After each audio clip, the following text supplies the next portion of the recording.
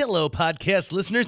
Welcome to today's episode of JJ Meets World. I always say today, but I guess you could be listening to this in the morning, in the evening, or traveling back in time and listening to it yesterday. Whatever way you're consuming this, thank you so much. Our guest today is Mark Elton, a visual artist. You're going to find out about how the tools of art have changed over the years, but that doesn't mean that the creative process has changed that much over the years. Plus, Tucker shames me for how much I eat at for a thing that's literally all you can eat. That's what they say. It's all you can eat. That's how they're advertising it on national television. And I get shamed for it. Shame on you, Tucker Lucas. Shame on you. And shame on you if you've never been to patreon.com/JJMeetsWorld just to see how simple it is to donate to this podcast. Let's go. 1, 2, 3, 4. JJ Gordon, sort of like that Indiana Jones, in that he's always sniffing out his next adventure. Yes, he is. He's always interviewing guests so he can have them on his show and they can talk about pop culture, arts, and leisure. JJ has his flag unfurled and he likes his french fries curled, and he's fun and then he twirled as he goes to meet the world. He will march into the rain even if his ankle sprained. Take a peek inside his brain. This podcast is called JJ Meets World. I think the least attractive face I make is when I stretch. Give me one. Let's see it. So when I mean, you like that? it wasn't hot, but it wasn't disgusting either. Yeah, but it's not attractive. No, what you just did right after when you tried to hold that burp in, that was a bit grosser. That was the one right there. I think the stretch unleashed a burp. And I don't know if you've ever heard this, but like we used to have a saying like, you burp and then you say, "Excuse me from the bottom of my heart." If it would have come out the other end, it would have been a fart. I've never heard that, but I love that phrase. Do you? I do. But you put fart in something and I'm there. You're there? I'm down. I was once accused of being juvenile because I thought farts were funny, but I'm going to tell you something else I think are funny, and it's funny to me all the time. Butt cracks. Oh, yeah. But yeah, it is juvenile. But what's wrong with that? There's nothing wrong with that. They're always talking about like, oh, you want your inner child. And so if you've ever said inner child or wanted to like have the happiness of your childhood and you shame me for liking farts and butt cracks, you, sir or madam, are a hypocrite. Maybe I have to fart a lot so I don't suffocate my inner child with all the gas that's building up in my body. It's been a long time since I've had Cheetos, and I ate a bag of Cheetos when I was coming back from Bismarck, and it gave me some serious intestinal like cramps. They were full-on cramps, so much so that when I got to Castleton, I thought like I was going to have to pull over and have someone else drive the car. I was in such pain. And I realized like I'm just not... I've hit that age now where I don't consider myself old, right? No, I'm not an old man. No. But you're not a kid, but my you're not body an old is man. definitely... It can't do it. I can't spend all night eating Domino's pizza and breadsticks, drinking Mountain Dew, and then the next day feel like $1 million. At lunch today, we had an endless supply of shrimp and chicken strips, and I only did one plate. I didn't even finish my entire plate. Did you see that? I did. That's age creeping up on me. Now I feel like I need to say that I had 2 helpings of chicken tenders and a shrimp, a plate of shrimp, not just a single shrimp, a plate of shrimp. I'll take your finest single shrimp, please. Although I will say this, it's all you can eat. And so they said, "Would you like another round?" And I said, "Sure." And so you expect to get a plate of chicken fingers. My second plate of chicken fingers were 3 little nubby. I mean, it was like the pinkies, like chicken pinkies. They don't call it a round, they call it a refill. Yeah. So I'm thinking she's going to refill my Pepsi, and I almost said yes to it. And then it kind of feels weird, like, yeah, I just got a refill on chicken strips. Got my refill my chicken fingers. What was the third? You could get ribs, too, but we didn't do that. Riblets. Riblets. We won't say the name of the place, but it's similar to Banana Flies. I want to open that restaurant. I've also had an idea of opening up a barbecue restaurant called Fairly Well Known David's.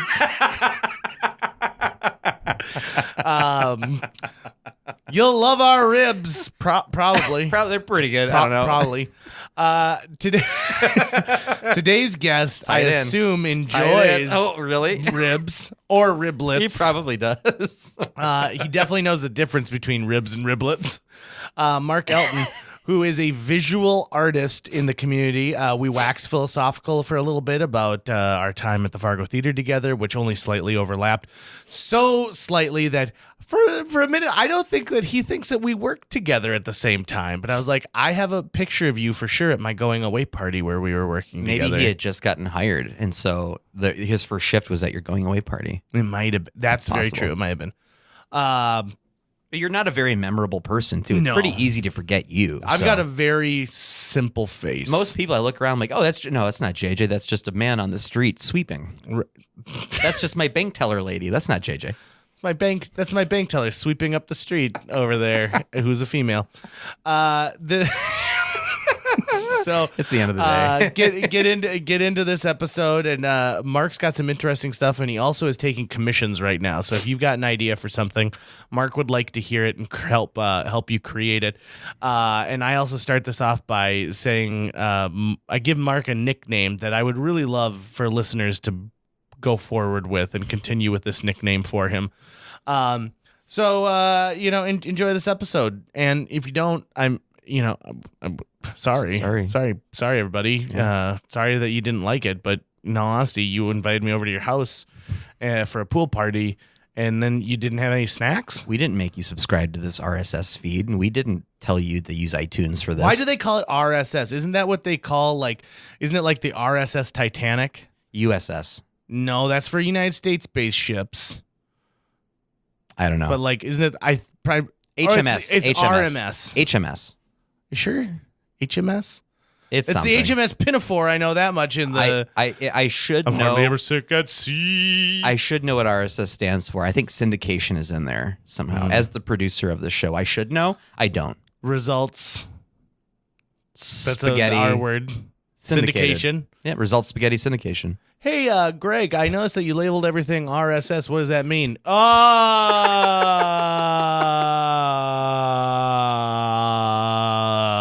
Patreon.com/JJMeetsWorld. JJ Meets World. Mark Elton John. Is that people call you that at all? Mark Elton John? No, Is this absolutely the not. first time? Sure, yeah. Okay. Yeah. Okay, I'm going to run with it for a little while. You don't look like the type of person who plays pianos or enjoys Saturday. Oh, I hate Saturdays. Do you? Worst day of the week. We worked briefly at the Fargo Theater together, didn't we? Ooh, there may have been It was like a slight overlap, I think. Yeah. Do you remember your days at the Fargo Theater fondly? Oh yeah. One of my favorite jobs in general. Have you been in there now that there's a whole new crew and done that thing where I used to work here? No, not exactly that. I have popped in to say hi to Emily and Nicole from time to time, and occasionally I see Dave there, and other than that, It's just fun. I I gained so much weight when I worked at the Fargo Theater because you had all the popcorn and pop you could drink. Oh my eat. God! Oh, and those large sodas. Oh. So big. Yeah. And yeah, I'd start every shift. That's the word I'm trying to think Yeah. of. I almost said session, like a musician session. Every shift with a large Pepsi and some Reese's or something. Well, as we all know, threading a projector is sort of like jazz. yeah, you get to make it up as you go There along. are 4 people listening to this podcast who've ever been a projectionist who really liked that joke, and everyone else goes, "What the heck are they talking about?" And I've seen you most recently at the app during the holiday markets. You've been selling some of your wares. You're a local artist. Artist is a very generous term. I like to make images that I post on things, and I receive money for them on occasion. I would quantify you as an artist for sure, because I've been watching you. You've been posting your stuff online for a long time. Oh, yeah. And so I've been watching the progression of your work, and it just gets more solid and more solid and more solid. And I see you do a lot of. So right now you're wearing a hoodie that's got what I think is a panda bear. Well, this is a polar bear. Bear. Yeah. And who's got blood coming from his mouth, and it looks like he's either got long hair or his head's been chopped off with the back splattered. Looks like a jelly or a chocolate behind him. Yeah. So this is supposed to represent the warm and fuzzy feeling you get during the holidays and how you just have to let it out sometimes. So he's bursting out of your chest. Your chest burster bear. Yes. I like it. Oh, I see. I see. Oh boy. Well, you do a lot of digital art, and it's really solid work. And so, at what point did you decide this is my jam? I'm going to do this. Oh boy. Well, so I guess it would start back in 2015. I'd left a position in marketing communications and was looking for something new. But in the meantime, I had a nephew on the way. First nephew, whatever. And I decided I want to do something special for him. I want to create a book, like an animal book, because, when you're a kid, that's probably one of the coolest things, learning about all these new animals. And I knew I wanted to do something special. So I wanted to make it like animals you usually don't see in kids' books. So, but of course, to do that, I need to learn how to paint. So I decided to spend all that downtime I had just kind of teaching myself how to paint. And I would post those online, and people liked them and would comment. And I really tried to engage the audience at that point. And at one point, I went to the Rourke and for an opening of some sort. And I ran into someone who had seen the work, and they're like, "We need to get you in here, into the Rourke." I'm like, well, okay, sure. So we set up a meeting the next week. And I came in with, the 5 animal pieces I had done at that point, as well as like the entire other breadth of my artistic work from the years past. And, did the whole portfolio review thing and had the interview. And they're like, "Oh, this looks great. This looks great. How many of these do you have?" And I just looked at them and said, "Well, how many do you want?" Oh, right. Right. Meaning separate images, not like prints of each one, is what you're saying. Yeah. Like, how many animal paintings do you have? And then they said, "Well, how about 40? I'm like, okay, yeah, I can get you 40. Of course, this was the end of January. The show was opening in beginning of March. Yeah. So you're talking about like a work a day almost. Well, more than that, like two a day, because I had, the month of February, but I had to like whack off a week at the end to make sure I had time for framing. I always whack off a week whenever I can. It's always good to whack off a week. So, and you have to be careful around me. Right, I go into the gutter immediately. And so you ended up making the deadline, right?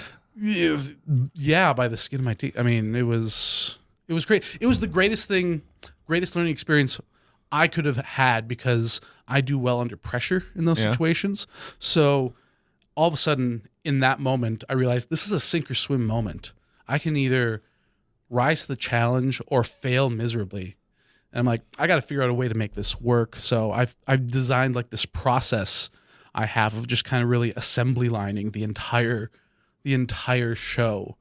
So you're like, today I'm concentrating on beaks. So I'm going to paint all the beaks.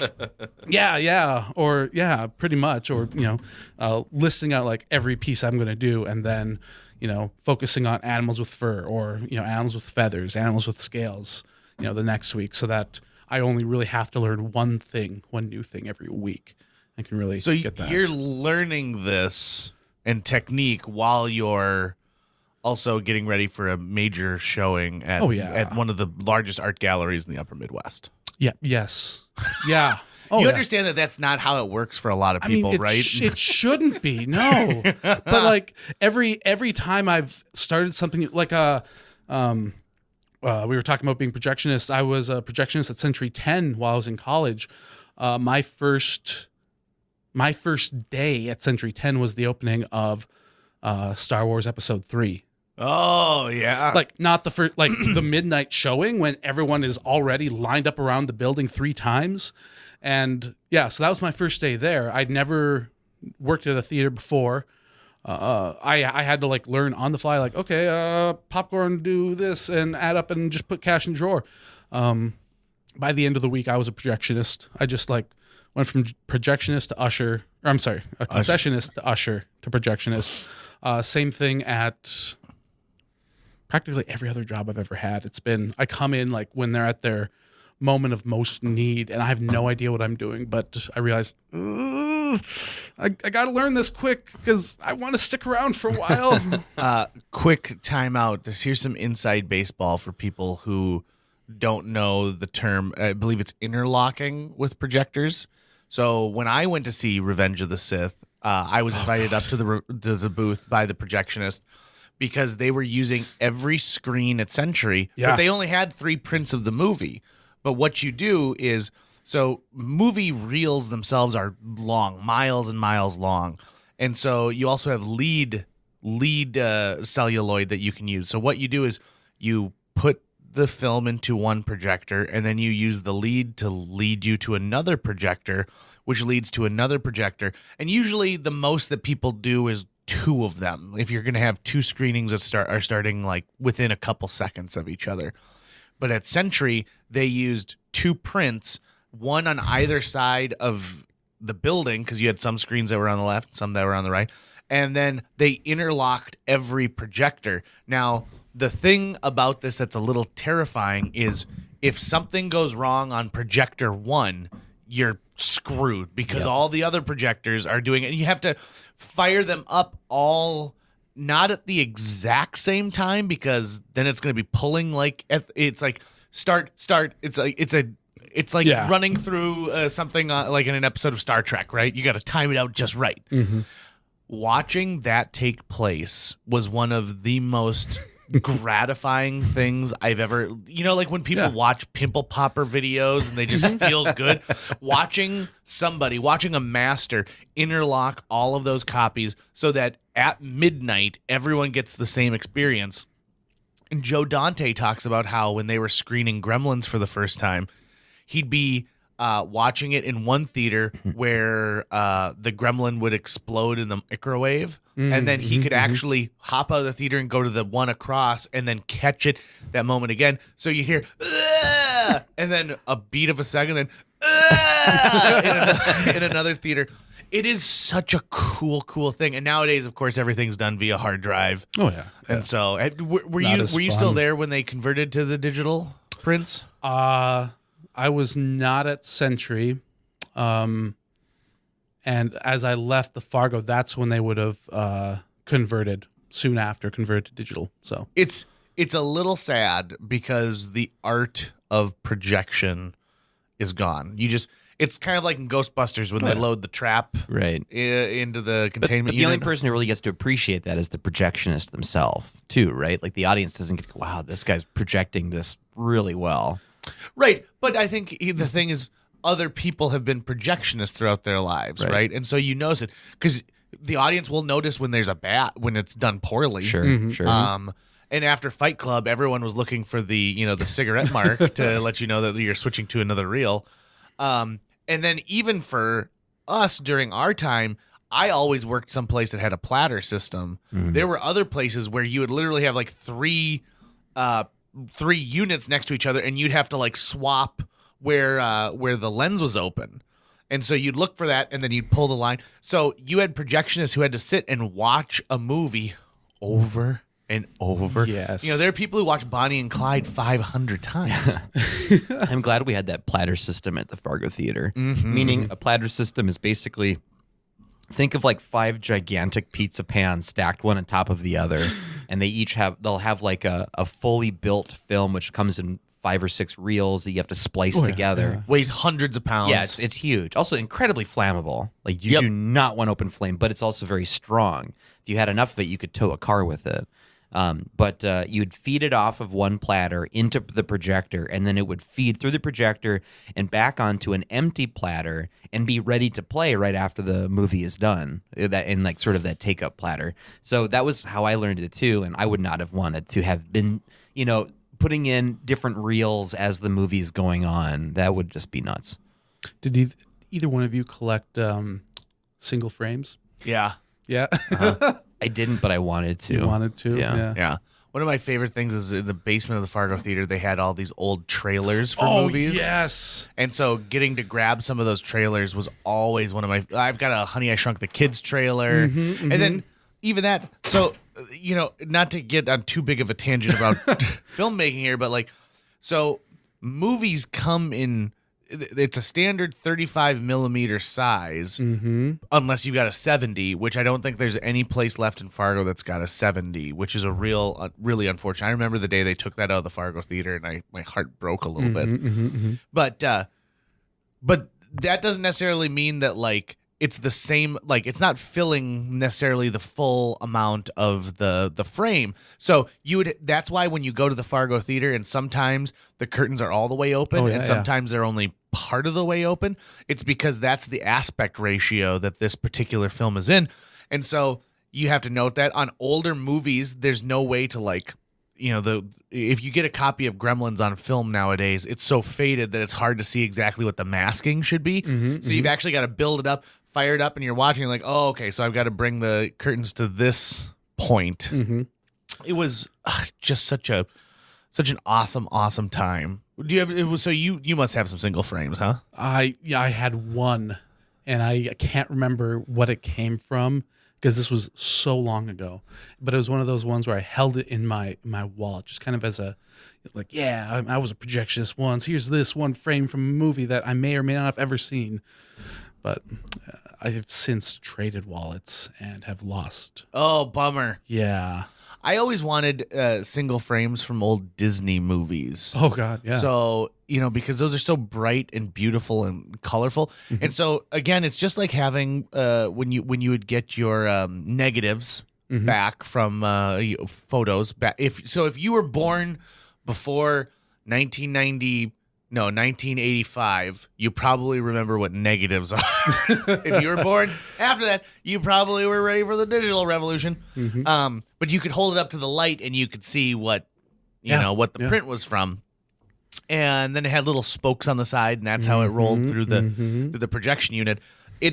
There really is something that is magical about that. And don't get me wrong, I mean, I think it's great that with the advent of digital technology, it's easier to do things like put together a Paul Newman retrospective. It's easier to, to get prints out on a regular basis, and you don't have to worry about the print being scratched or the audio going in and out. What do you think is the modern projectionist equivalent to having a strip break? A power outage. Power outage. Yep. Yeah. So Okay. Yeah. I've been in the theater twice where most of the theaters have a generator backup. Oh, okay. But during that swap over for it, sometimes the whole unit will go off and they'll have to start it again. And so from my understanding, now I haven't worked a lot with the hard drive ones, but it won't automatically log the last place it was at, but it's like a DVD where it's got chapters to it. So you might end up having to rewatch 10 minutes of the movie before you get to it. But that's the type of thing where you'll have someone come out and they'll complain, and say like, oh, this is, there's something wrong here. I was at a screening of Emmett Otter's Jug Band Christmas where the audio wasn't playing. And so we sat there for 5 minutes as a whole group of people, in the theater, strangers, before someone finally got up and goes, well, I'm going to go say something. And sure enough, then the audio kicks in after that.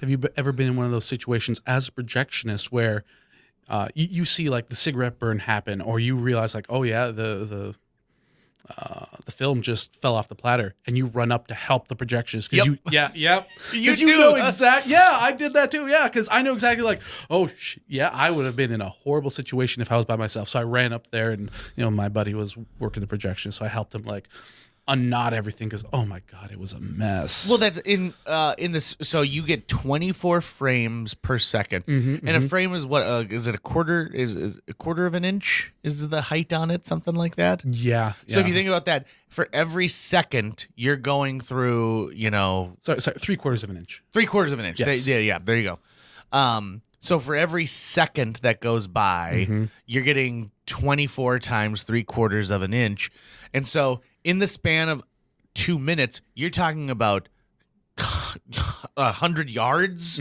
of film, and it's spooling, and it's never ending. So if it ends up falling off of a guide and ending up on the floor somewhere, it's just building up like a big rat's nest.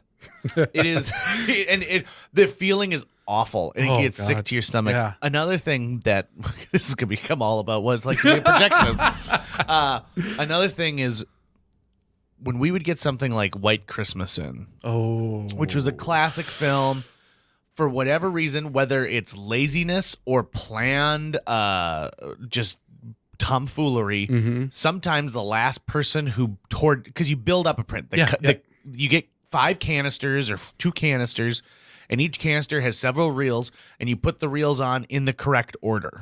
So it's reel 1, and then it tags into reel 2. Well, unless you're doing the platter system, and then you have to tape the reels together. Right. So so if it's a platter system, that you build it up. Yes. But sometimes they'll put the last part of the movie on reel 2, and so sometimes it takes a while to build up and tear down a print. And you're talking about using like this little like tape and a little cutter, you know. So real arts and crafty up there. It really is arts and crafty. So sometimes, whether this person did it because they're lazy or they're just mean, you'll have White Christmas where it'll be the first third of the movie, and then all of a sudden it'll show the ending and then the credits, and then it'll go back into this. And so I did that once where I was building up a print of something for the classic movie series, and Prairie Rose told me, she's like, make sure you watch it because every now and then we get one that they send back in the incorrect order. So I'm watching Rear Window, and that's exactly what happened with Rear Window, is someone had sent it back in the incorrect order. And so then I was like, well, thank God, because people would have been pissed. So I had to. So then you go back and then you try and find where that is. It was just a nightmare because you essentially have to take the whole thing apart and then put it all back together again. Well, with those classic movies with the older prints, you also ran into the problem where the film itself became so fragile that you never knew if you had to build the print up, if it was going to tear apart. Yep. Because the tape just couldn't stick, or the film itself was so brittle that it might just break while going through, and then oh man, most of those reels had multiple breaks within each reel. Yeah. So you'd go and check those and double check to make sure it was going to hold up. And yeah, it's definitely an art, and it's a labor of love. Yes. I had an aunt who took a film class at MSUM back. And I don't know if they still use actual film anymore, but you had a little crank box, and so you would crank through your 8mm film on it. And I always got a kick out of that. That was a ton of fun. I just love film. When I was going to film school, one of the things is they used a machine, I believe it's called a Steinbeck, but it's what Hollywood editors would use, and it was essentially a giant version of a film editor. Yep. A reel-to-reel going through a Viewmaster. Yeah, that's the one. Yep. And I remember the day where they're like, well, we're going to leave only one of the... They used to have 10, and then they're like, well, we're going to take these out and leave only one because we're going to put in some more digital edit bays. And I thought, that breaks my heart a little bit. Oh, God. And it's just, here's the thing. I always tell people this. 100 years ago, we were pooping in buckets, okay? And I love using a modern-day toilet. So I don't want to go back in time by any means. But there were things that were kind of, a little more simplistic. Well, I'm sure if you grew up pooping in buckets, you may have that nostalgia factor later on in life where you're just like, I just want to drop trout in my living room. And the nostalgia of pooping in buckets. Yeah. Okay, so this is a good segue to get back to your art. Okay. So touche. So you started with an actual paint medium, and now you're into the digital side of things? So not even that. So when I went to school, I got degrees in English writing and studio art with the intention of writing, drawing my own graphic novels. And after doing that for a while and going to conventions and realizing, holy crap, there is so little return on interest on return on investment on any work you put into this, that I just realized this is like, I can't focus on one or the other long enough to become good enough to be where I want to be. So eventually I just kind of like, plus there's the whole factor of like knowing how the sausage is made. All of a sudden I became disillusioned with the whole comic book scene and culture, and it's really difficult when you get into the industry of something you really love. Yeah. And you kind of go like, oh. Yeah. There's a difference between hobby and job. Oh, God. I miss having hobbies. Yeah. Right? But, so my origins in art always were in drawing and maybe some collage, sculpture, stuff like that. In fact, sculpture was my secondary emphasis in studio art. But, and I did take one painting class, and I realized this isn't for me because oil takes too long to dry, and acrylic goes too fast. So I was too impatient for oil and not good enough for acrylic, so I couldn't really do either of those. So I just kind of didn't do painting at all for years. And then I started to teach myself how to paint digitally, because then that was the perfect medium, because I can go and undo anything I accidentally did, and there's no mess. You have unlimited colors. I'm painting with pixels instead of oil or acrylic. But I also found one. Oh, I don't even know what it was. One guy who kind of explained, like, yeah, you got to picture this as if it were a 3D object. And all of a sudden something clicked, and I realized, oh, yeah, no, I'm good with clay. So all I have to do is, like, pretend like I'm building this up in clay. So I would, build individual shapes and then shade them as if they were, a clay spheroid. And then just kind of add and subtract on top of that. And all of a sudden it's like, okay, there's a nice, 2D black and white image. Well, now I need to color on top of that.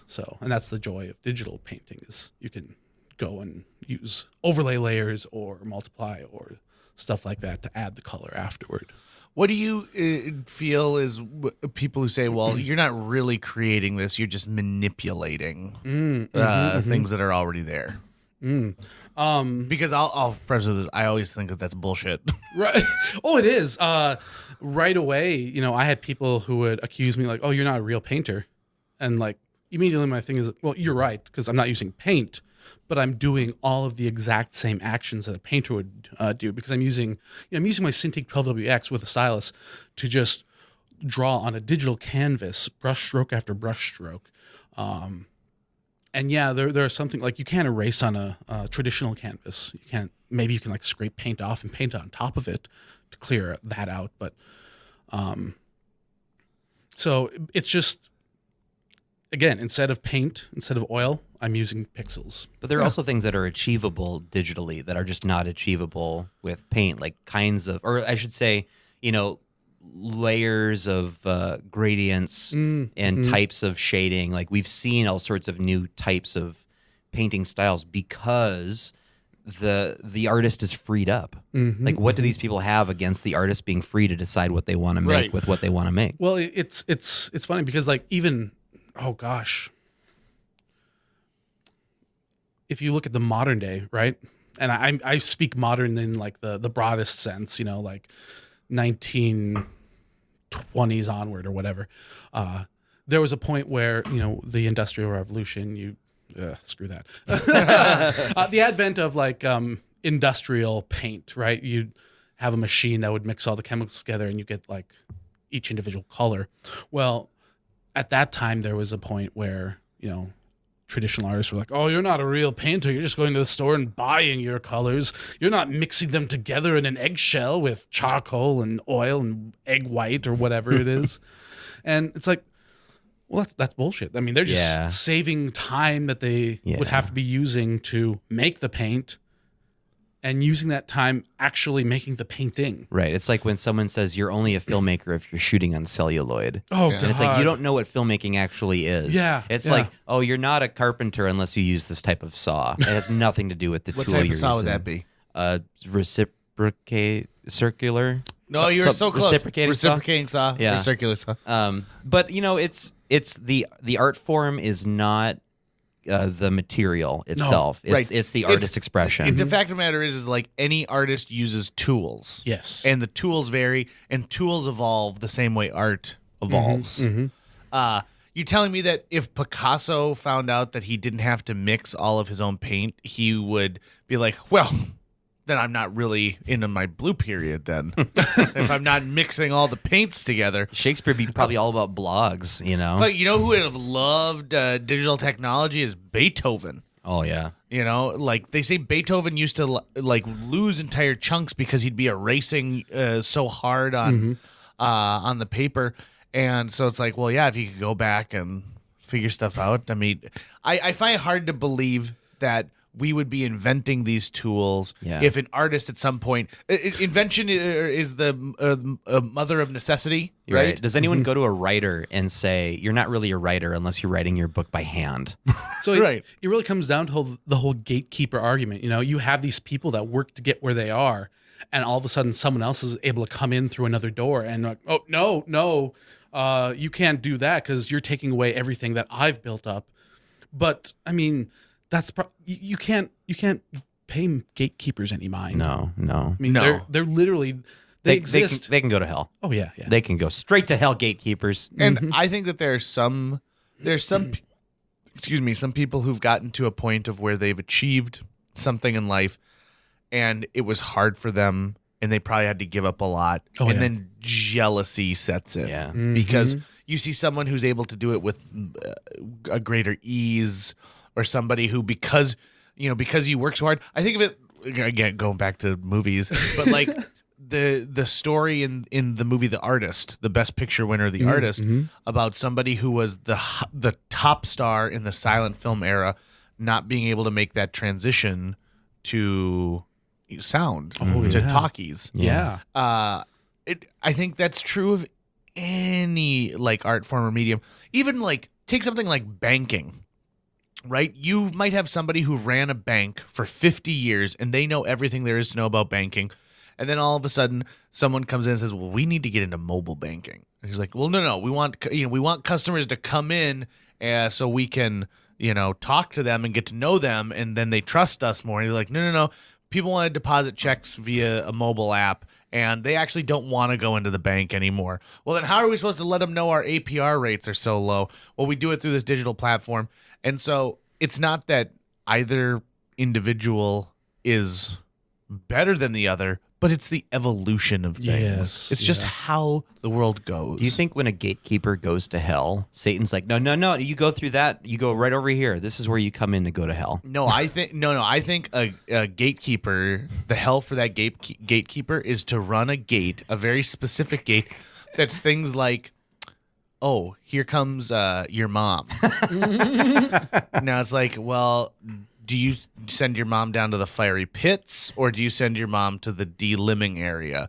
And so now all of a sudden you're forced to open your gate and make horrible decisions. Gatekeeper, though, the keeper of the gate sounds like a maintenance person.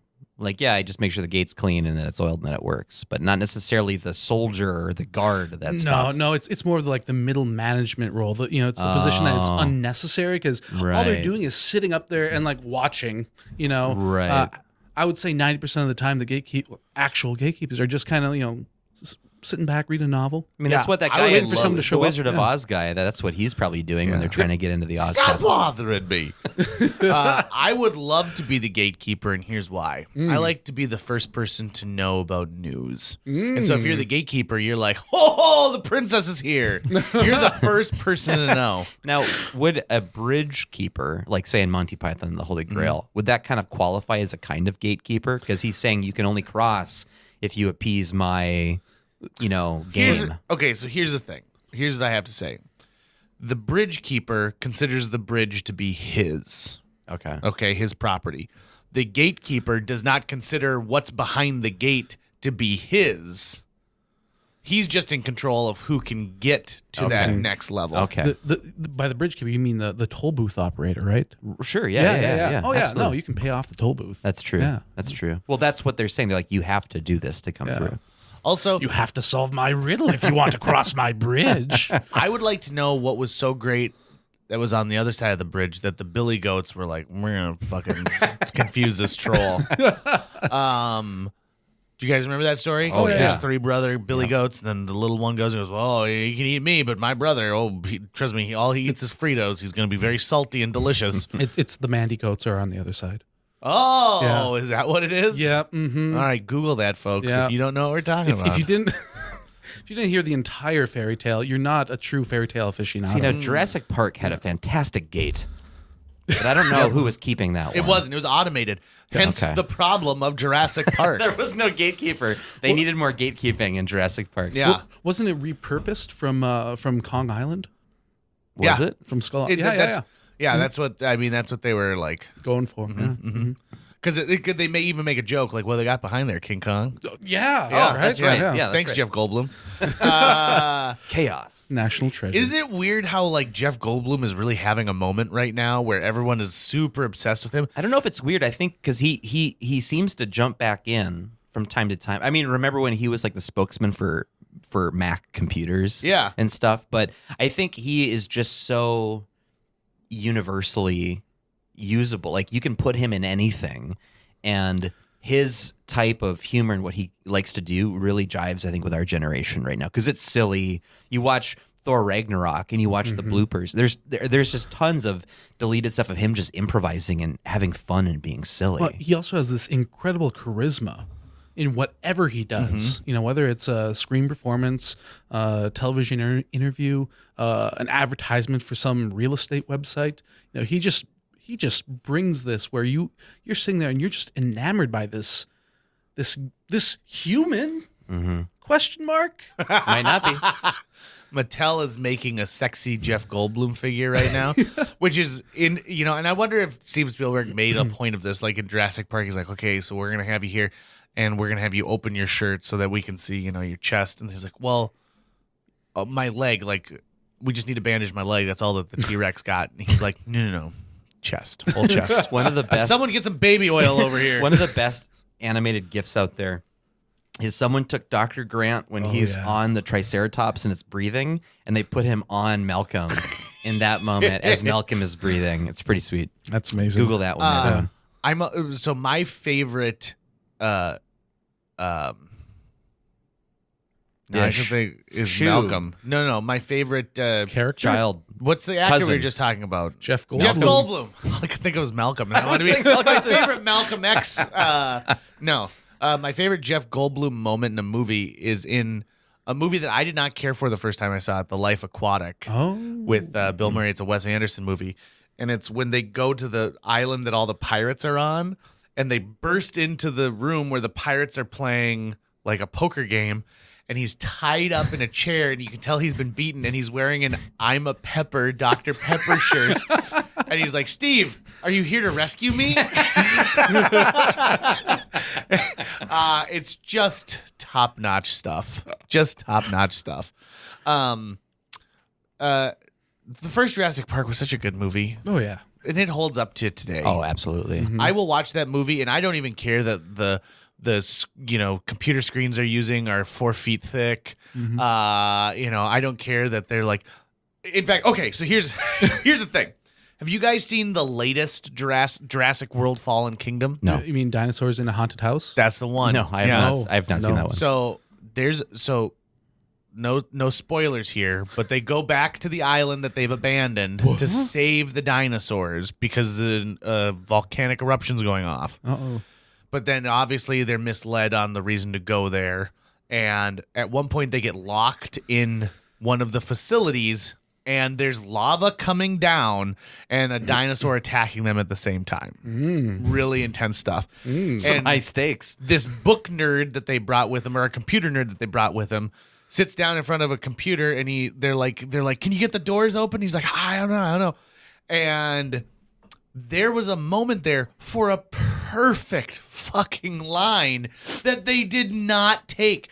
In the first Jurassic Park, one of the most quoted lines is like, this is a Linux system. I know this, right?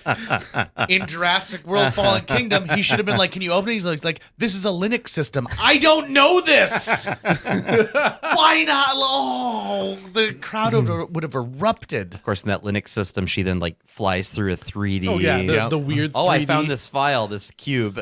It's a file. The same way we thought Lawnmower Man, like the technology in that is what VR was going to be like. Oh, boy. Jurassic Park has that amazing scene that sets it apart, though, that none of the other Jurassic Parks can match, and they just never will. It's you cannot go home again. That is going to be the best one of all time. And it's when they see the Brachiosaurus for the first time. Yep. And you don't even see the Brachiosaurus right away. You watch their reactions to it. Oh, yeah. And the build is just so perfect. And then the performances of it's a dinosaur, and everything that happens in that scene instills you with so much awe that's what the rest of the movie survives on. But all these other ones, there's just no awe anymore. We've seen these big monsters, and we watch Chris Pratt like jump out of danger every million time, and he's friends with a stupid velociraptor. So I'm going to agree but disagree at the same time. Okay. In Fallen Kingdom, which really only has one good part in it. So when I watch the first Jurassic Park, I still get chills during that scene. And I love the fact that like he takes Laura Dern's head and like turns it so that she can see, because she's so focused on this leaf that shouldn't exist and shouldn't be there. And it's great. And you have this moment where you feel something, right? So it doesn't matter if you're 80 years old or 8 years old, you're seeing a dinosaur. Right. And it gives you, I'm getting goosebumps just thinking about it right now. Well, and then you get that line, Dr. Grant, my dear Dr. Sadler, welcome to Jurassic Park. How did you do this? I'll show you. Like that, and also like, wouldn't you want to be just a little bit quiet? Like it is a dinosaur, right? And even if you're like, it's probably not going to attack me. If it turns around fast enough, its tail could swipe us. But in Fallen Kingdom, now this is a little bit of spoiler territory. Of a brachiosaur. I'd be afraid of a meat eater, but not a brachiosaur. Okay, they're going to protect their young still. There was no baby there. It was by itself. We don't know that. We didn't see one. I've seen. Oh, you're right, JJ. I can't defeat that argument. You just gave right there. I've seen cattle run away and stampede because they heard a twig snap. Right. I mean, could you imagine the damage a herd of brachiosaur would herd do? Yeah. That are stampeding, yes. But he drives them right up to it. So he's like, it's fine. We're far enough away. And then what happens literally 15 minutes later in this movie? They realize they can't control nature and they don't know what these creatures are going to do. But it wasn't a brachiosaurus that did that to them. No, but one of them sneezed on him, and then those kids. I mean, we never see those kids beyond the second movie. So did they die of like? Did they get dino pneumonia? But anyway, in Fallen Kingdom, so the island is a major volcanic eruption, and the entire island is being destroyed, and they run on this huge dock, and they hop on this boat that's taking off, and then they turn back and they look, and it's one of those big shipping docks, and they see like the same brachiosaur coming to the end of the dock, and you can see the lava coming up behind him, and he's essentially trying to get away, and the smoke and everything starts coming, and he gets enveloped by the smoke, and he rears up, and you know there's another explosion behind him, and so he's backlit from it, and you realize that he's burning to death on this thing. And I looked at my sister, and she had tears in her eyes, and I matched her, and I was like, oh my God, this beautiful dinosaur is dying from lava. Is there really a worse way to go than to be engulfed in lava? I don't know. The first time I saw someone die from lava in a show was MacGyver. Oh. Because he traveled into the past somehow and then ended up fighting like a knight and then kicked the knight into a volcano. What was a knight doing near a volcano? What was MacGyver doing in the past? I don't know. Well, he probably had a paper clip and some gum. Yeah. Maple syrup. Yeah, right there. I mean, that would be a far worse way to die because, number one, it's delicious.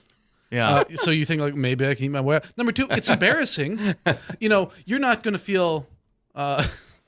you hear someone died from, like, lava. Like, oh, my God, that's horrible. You hear someone died from maple syrup. You go, yeah, exactly. Sorry. Yeah. Your husband was a great guy. Yeah.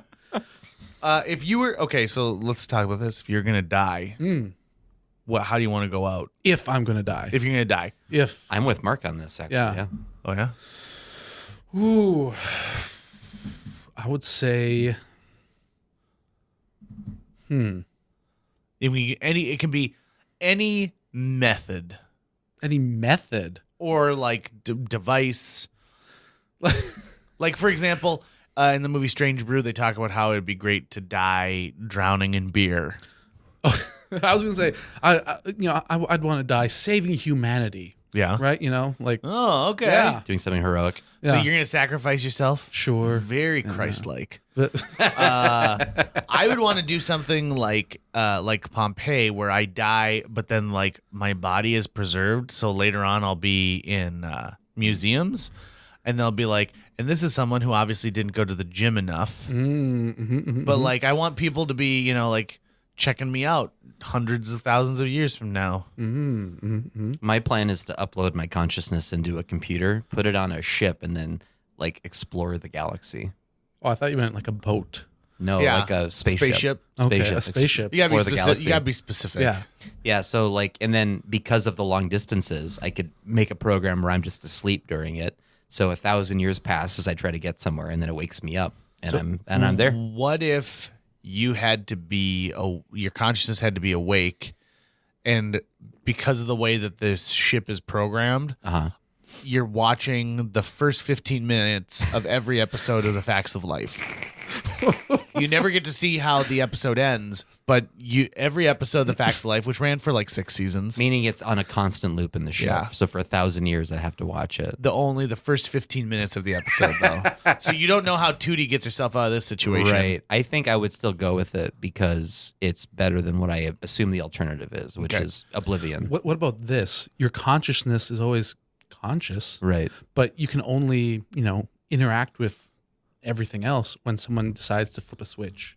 I mean, that's not ideal, but I think the only thing that would stop me would be if I am constantly in pain. If I'm feeling constant pain, that would be the only thing, because that's not a life worth living, I think, at a certain point.